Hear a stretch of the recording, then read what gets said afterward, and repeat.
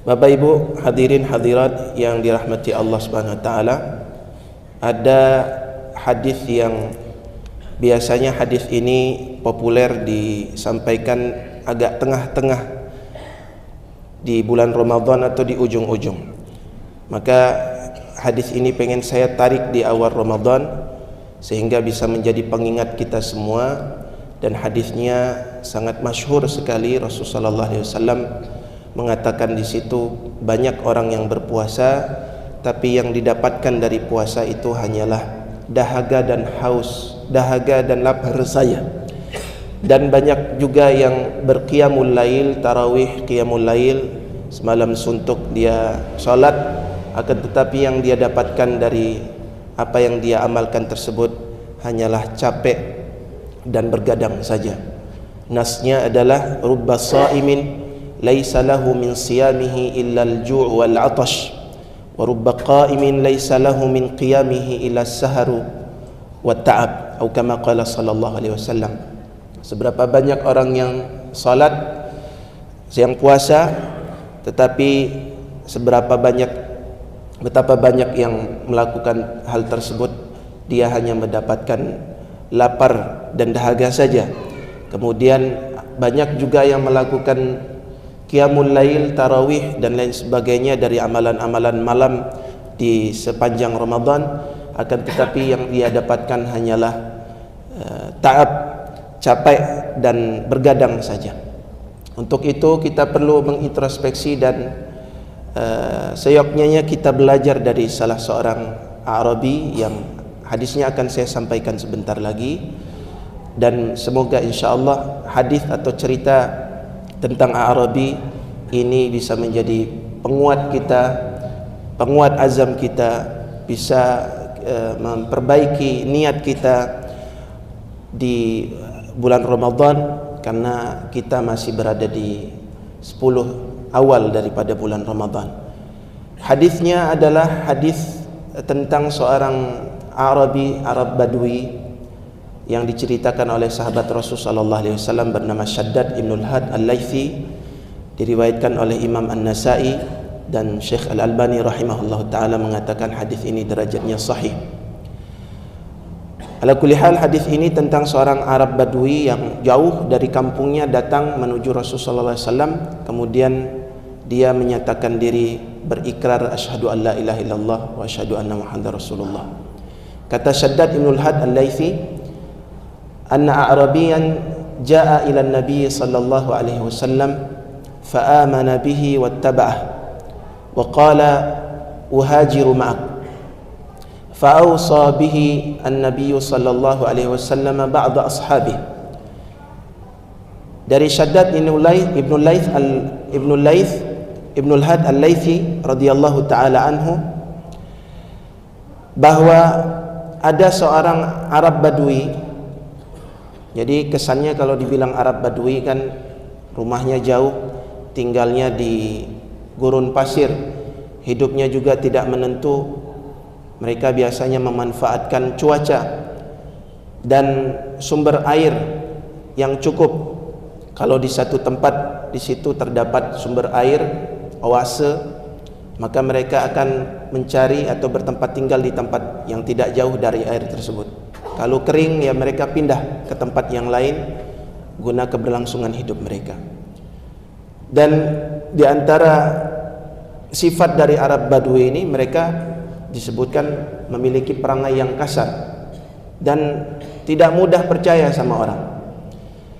Jadi Arab Badui ini datang jauh-jauh dari tempatnya, dari rumahnya, dari kampungnya menuju Rasul sallallahu alaihi wasallam. Kemudian di hadapan Rasul sallallahu alaihi wasallam, orang Arab Badui ini beriman kepada Rasulullah, menyatakan asyhadu an la ilaha illallah wa asyhadu anna muhammadar rasulullah, dan mensyaratkan sesuatu kepada Rasulullah seraya mengatakan uhajiru ma'aka, saya ingin berhijrah bersamamu wahai Rasulullah.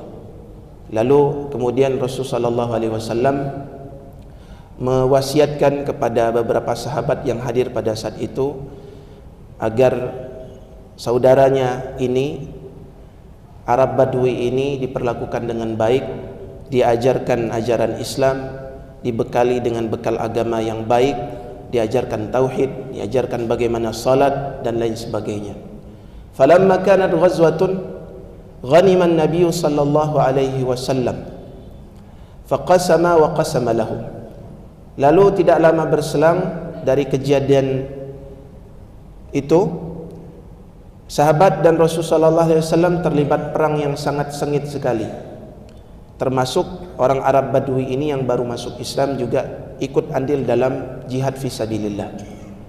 Lalu Rasulullah SAW dan para sahabat di akhir peperangan menang atas musuh-musuh Allah, dan biasanya kalau menang mereka mendapatkan ghanimah. Ghanimah itu harta rampasan perang yang dibagi-bagi. Rasulullah membaginya dengan adil. Setiap sahabat mendapatkan jatah sesuai porsi yang layak untuknya, termasuk Arab Badui yang baru masuk Islam ini. Falamma jaa di dalam hadis disebutkan ketika datang orang Arab Badui ini, atauhu diberikan kepada si Arab Badui tersebut. Kemudian sambil terheran-heran orang Arab Badui ini mengatakan, mahada, apa ini? Kata sahabat yang ditugaskan untuk membagi harta rampasan perang itu, qasmun qasamahu laka Rasulullah sallallahu alaihi wasallam. Ini adalah jatah ghanimah, harta rampasan perang yang dibagi-bagi kepada setiap prajurit yang ikut dalam peperangan ini. Semua dapat tanpa terkecuali, sampai antum pun juga dapat bagian daripada ghanimah tersebut. Fa akhadahu faja'a bihi ila Nabi sallallahu alaihi wasallam. Kemudian diambil oleh si Badui tadi, tetapi bukan untuk dijadikan kepemilikan pribadinya, bukan dibawa ke campnya, bukan dibawa ke rumahnya, melainkan dia datang menghadap Rasulullah sallallahu alaihi wasallam untuk mempertanyakan apa ini yang diberikan kepadanya. Faqala ma hada, di depan baginda Rasul sallallahu alaihi wasallam Arab Badui ini mengatakan ma hada, bertanya apa ini. Faqala sallallahu alaihi wasallam qasamtuhu laka, ini adalah jatah ghanimah yang engkau berhak untuk mengambilnya. Kata Arab Badui tadi, ma ala hadha taba'tuka innama taba'tuka li an urma ila hahuna wa asyara bihalqihi bisahm. Jadi kata Arab Badui tadi menjawab apa yang dikatakan Rasulullah, aku ini masuk Islam, berikrar syahadat la ilaha illallah Muhammadar Rasulullah, kemudian berhijrah, kemudian berjihad di bawah panji Islam, bukan untuk mendapatkan kenikmatan ataupun kepentingan duniawi semata saja. Akan tetapi saya masuk Islam dan berjihad supaya saya kepingin sekali di jihad tersebut tertembus, tertusuk leher saya ini, sambil menunjukkan mana bagian yang pengen dia tertusuk oleh panah, anak panah. Saya pengen tertusuk di daerah sini. Innama taba'tuka ala an urmaha huna. Saya pengen ada anak panah yang melesat dari barisan musuh yang menusuk bagian di sini saya, leher saya. Fa amuta wa adkhulal jannah. Lalu ketika tertusuk saya langsung mati, kemudian saya masuk surga. Itu saja. Kemudian Rasulullah SAW mengatakan, dan ini yang mungkin bisa kita jadikan benang merahnya dan kita garisin. Beliau mengatakan, in tasduqillaha yasdukka. Kalau engkau jujur kepada Allah Subhanahu wa taala, maka sesungguhnya Allah pun akan jujur kepadamu. Bagaimana engkau memperlakukan Allah, begitu juga perlakuan Allah Subhanahu wa taala terhadapmu. Kemudian tidak lama berserang, peperangan kembali berkecamuk. Dan di peperangan yang kedua ini, Arabi tadi syahid fi sabilillah. Faji'a bihi ila Nabi sallallahu alaihi wasallam. Kemudian didatangkanlah jasadnya ini, dihadapkan ke hadapan Rasulullah sallallahu alaihi wasallam, dan perawi mengatakan di dalam hadis ini dia mati dengan posisi atau dengan keadaan ada anak panah yang menembus lehernya seperti yang dia inginkan sebelum kejadian itu. Kemudian Rasulullah sallallahu alaihi wasallam melihat jasadnya, kemudian beliau bertanya kepada sahabat, "Ahwa, apakah orang ini adalah yang tadi yang barusan datang kepada saya, yang bilang gini?" Kata sahabat, "Na'am ya Rasulullah." "Betul wahai Rasulullah, dialah orangnya." Kemudian Nabi sallallahu alaihi wasallam fakaffanahu fi jubbatin Nabi sallallahu alaihi wasallam fa shalla alaihi. Lalu beliau kafankan dengan kafan, dengan baju jubah Rasul sallallahu alaihi wasallam sebagai bentuk takrim wa tasyrif, pemuliaan yang Rasul sallallahu alaihi wasallam lakukan kepada Arabi ini, karena dia sudah jujur kepada Allah Subhanahu wa taala. Dan Rasulullah mengatakan, sadaqallaha fasadaqahu. Orang ini sudah jujur kepada Allah, dan Allah pun membalas kejujurannya dengan kejujuran yang serupa.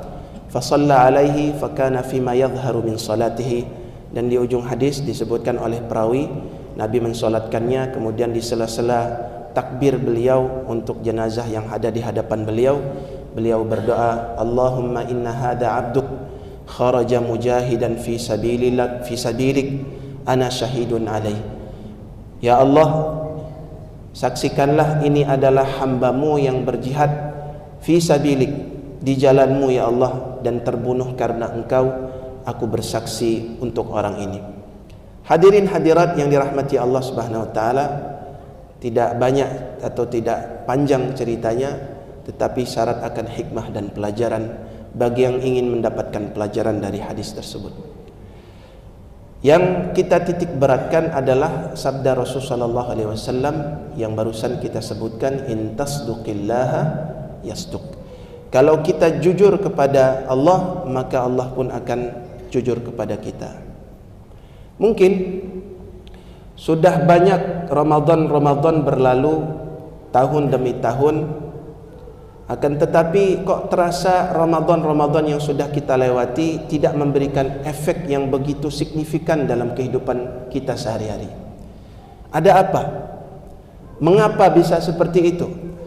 Padahal sebagian kita atau kebanyakan dari kita sudah mencanangkan sebelum Ramadan jauh-jauh hari, sudah buat planning A, planning B, planning C, target ini, target itu, target ini, target itu. Tetapi istilah orang itu, mohon maaf, anget-anget tai ayam. Ngebut di awalnya, tapi kalau sudah di pertengahan, apalagi di ujung daripada bulan Ramadan, dan ini fenomena yang sering sekali terjadi di mana-mana di masjid-masjid kita. Jadi ada kemajuan shop-shop itu. Maksudnya shop-shopnya mulai maju karena jamaahnya kembali kepada back to nature, kata gitu. Kembali kepada alam. Jadi seleksi alam, kata orang itu. Jamaah yang sering menghadiri taklim, solat berjamaah, nanti di ujung adalah mereka-mereka yang biasanya adalah mereka-mereka yang rutin untuk solat. Tetapi yang kata ulama dari dulu sudah mereka sebutkan, ada istilah Ramadhaniyun, yang baiknya pas Ramadan saja, yang gregetnya pas Ramadan saja, keluar dari bulan Ramadan sudah kembali seperti setelan pabrik yang dulu. Nah, bisa jadi sebagai bentuk introspeksi dan muhasabah diri kita, karena Allah Subhanahu wa taala meminta kita untuk senantiasa muhasabah. Ya ayyuhalladzina amanu taqullaha wal tanzur nafsum ma qaddamat lighad. Maka bisa jadi PR besar kita yang perlu kita benahi adalah bisa jadi kejujuran kita kepada Allah Subhanahu wa taala, niat kita, apakah azam kita sudah tertanam, terpatri dengan dalam atau tidak. Maka oleh karena itu mari kita selalu menjaga hati kita, selalu melihat dalam niat kita. Siapa tahu semuanya sudah bagus, semuanya sudah oke, akan tetapi yang bermasalah sebenarnya di dalam hati kita, yaitu pada niat kita, jujur atau tidaknya kita kepada Allah Subhanahu wa taala. Aqulu qawli hadza wa astaghfirullah li wa lakum wa lisairil muslimina wal mu'minin. Innahu wal ghafurur rahim. Subhanakallahumma wa bihamdika asyhadu an la ilaha illa anta astaghfiruka wa atubu ilaik. Wassalamualaikum warahmatullahi taala wabarakatuh.